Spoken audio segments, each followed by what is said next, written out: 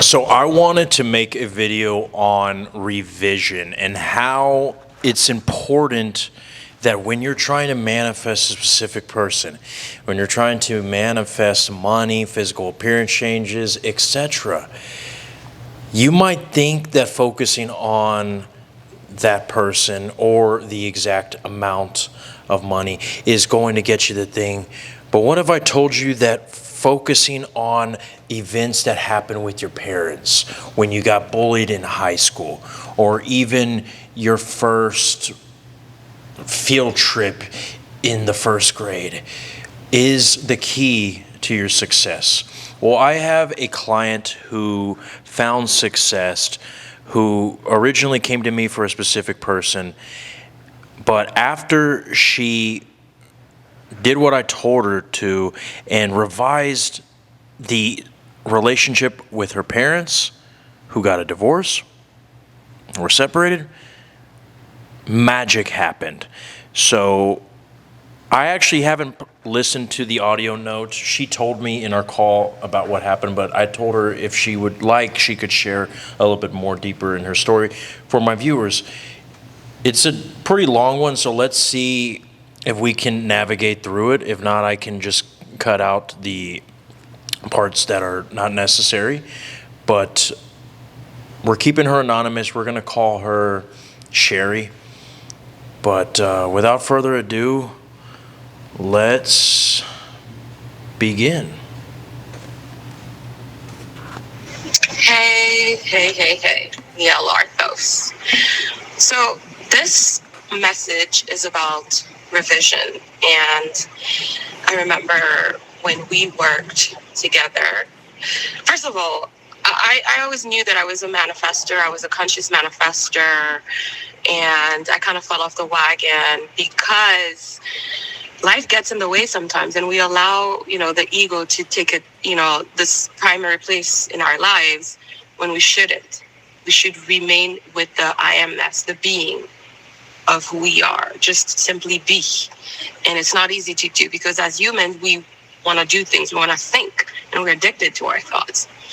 And I remember me and you working on my SB, but then we touched a nerve when you asked me about my childhood, what it was like, and what was probably something that affected me the most. And I told you it was not having my parents picking me up at school. And I remember that, I used to get sad about that. All the other kids, their parents used to pick them up because, I went to a Catholic school. We were not given buses or anything like that. So we were picked up.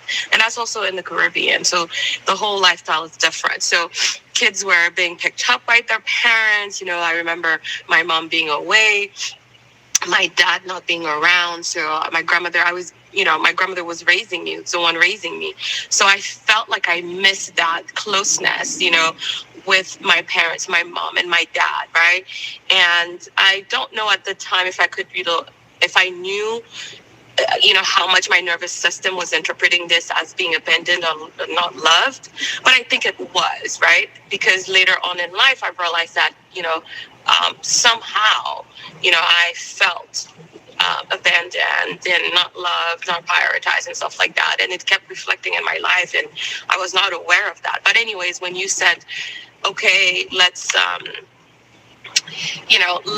go and do some revision about my parents picking me up and me being happy that they're picking me up, that they're in love, my parents, and that I felt chosen, I felt prioritized. They were buying me McDonald's, although we don't have McDonald's in the Caribbean, but I also, know what McDonald's tastes like. So it didn't matter if, it was then or now, whatever, right? So I was happy when you told me. I said, yeah, I'm excited to do this revision, right? And really, I was excited because it's like I felt that kid again, who was waiting, anticipating for her parents to pick her up.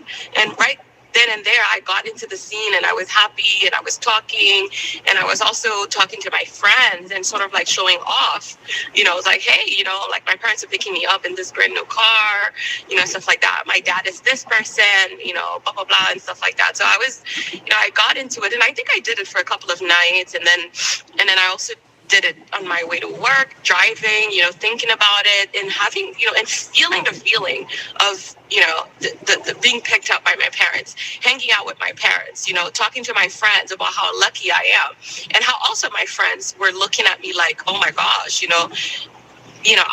this girl's the shit, and they want to be like me, they're kissing my ass, things like that. And the teachers as well were kissing my ass. That's how much, they think I'm cool, and I have the coolest parents and stuff like that. So I was doing that here and there, right? Not really too fixated on it.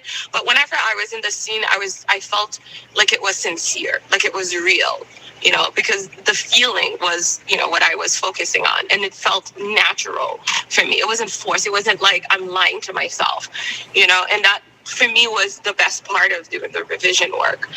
And then I think within a week or so, I was, I woke up with this feeling of my first boyfriend when I was like 16 years old. That feeling of like, oh my God, that kid loved me. That man loved me. He was so into me. And mind you, I wasn't thinking about him. I wasn't thinking about past relationships, And I was like, I woke up with that feeling like, damn, like, girl, you were it. So I didn't realize, until afterwards that it had a connection, that they had something to do with the revision that I did about my parents, right? But to go back to, my first boyfriend, I was young. And it was also not the best relationship in the sense of like, I was dealing with a lot of insecurities, at that age, because I felt like it was forced, like he didn't really like me or he didn't love me. He was cold. He was very nonchalant, and that stayed with me, and like he always thought like, I felt like, even at that age, 16, 17, I felt like I was like buying his love. Right, I needed to earn his love, and I had to perform to earn his love in a way. And I couldn't understand him, and that's kind of like attitude stayed with me until my adult age in relationships. Like I had to perform to earn their love, and I didn't realize that I was performing. So now when I woke up after that week of revision, and the first feeling that took over me was how much my first boyfriend loved me. And I was like, oh my God, this guy loved me. I was like, girl, you just didn't know how to interpret that. Or maybe you were focusing on everything that was not right, unknowingly, unconsciously, right? So it's just to say that perhaps revision is not specifically about that particular person or that particular scene, or like you just needed in the moment to revise or rewrite the script of that scene that bothered you or that hurt you, or that destroyed you or whatever, right? Maybe doing revision also can correct things that perhaps, affected you without you knowing. Because at the core of who we are, right, our parents are the ones who first show us love. And I have to say that my mom left me when I was 6 years old. So that was even before I was, in this whole idea of boys. Way before. So which means that it stayed in my psyche or my nervous system, this lack, right? Or having to perform for love, And then when I did the revision about my parents picking me up, those moments were like when I was, 14 years old, of me being aware of, my friends being picked up and I wasn't. And I didn't have, that sort of like relationship. So you see, it's just, so it's not one particular thing in life that I feel like what your question was so good about, like what, part of my childhood or experience in my childhood that affected me the most. And if we can think about one particular experience that affected us the most and we revise it, not to lie to ourselves, but to rewrite it as if you're rewriting history, because you have that power. We all have that power to rewrite history if we want to. Listen, we do it in real life, right? and see yourself as the winner and rewrite history for your own sake, you know, you could undo a lot of things. And that's what I got from that, right? Revision is not just about that particular scene or that particular moment. It's doing it to undo everything that prior to that, you know, that led you to that moment of feeling unworthy or feeling, you know, that you have to perform for love to earn love, feeling abandoned, not chosen, right? So it's interesting because I want to keep doing those revisions to revise those, you know, moments in my teenage years, my childhood, right? And completely change the script, you know, give people a role that maybe they didn't have. Play around with it, right? It's like playing doll house, you know, it's like playing house in my head, in my mind, just because I want to know that if I'm here, it's because I'm loved. It doesn't matter what happened and how it happened, with whom it happened.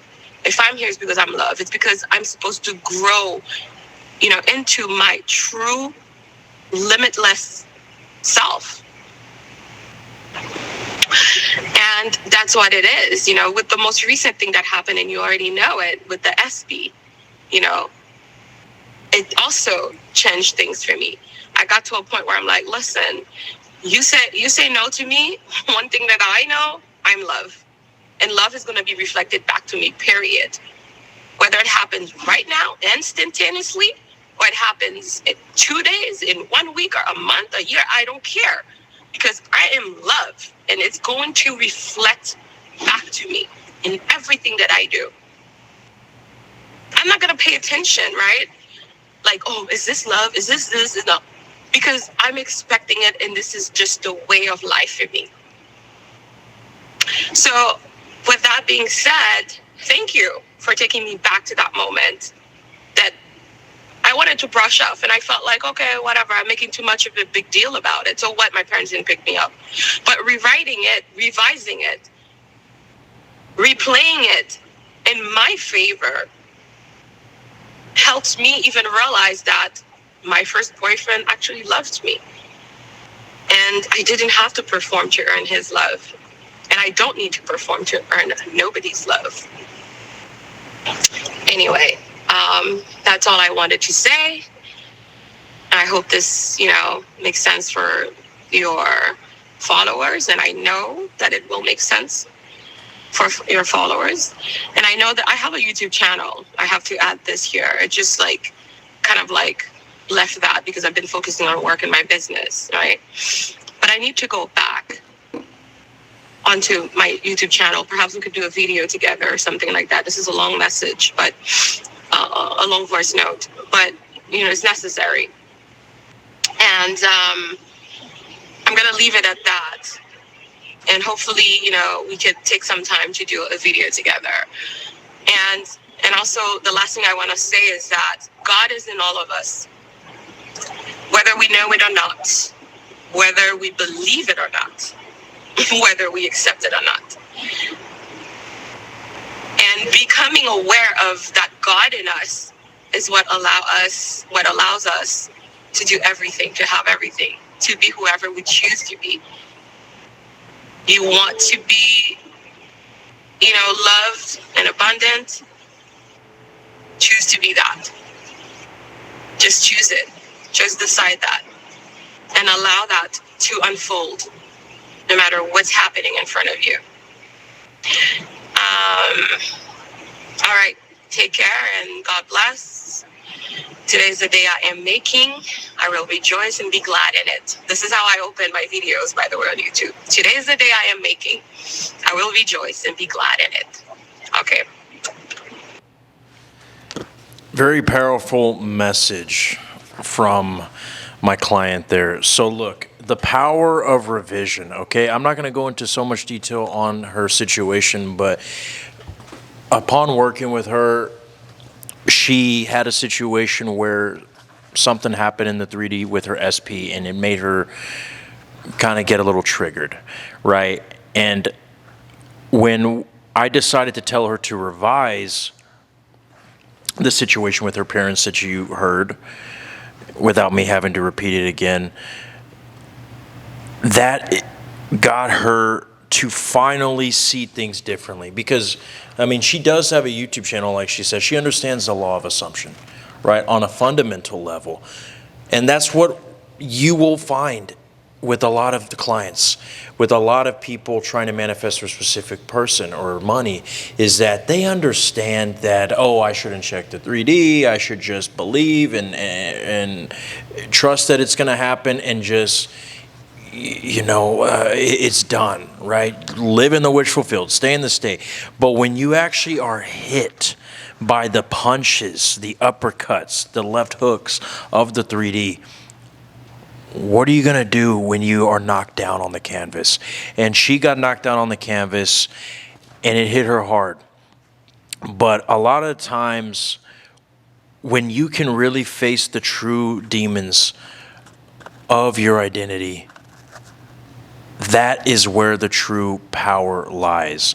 And you see, when I told her to see that her parents actually did have a healthy relationship, her father never left her. Her mother always treated her with the utmost affection.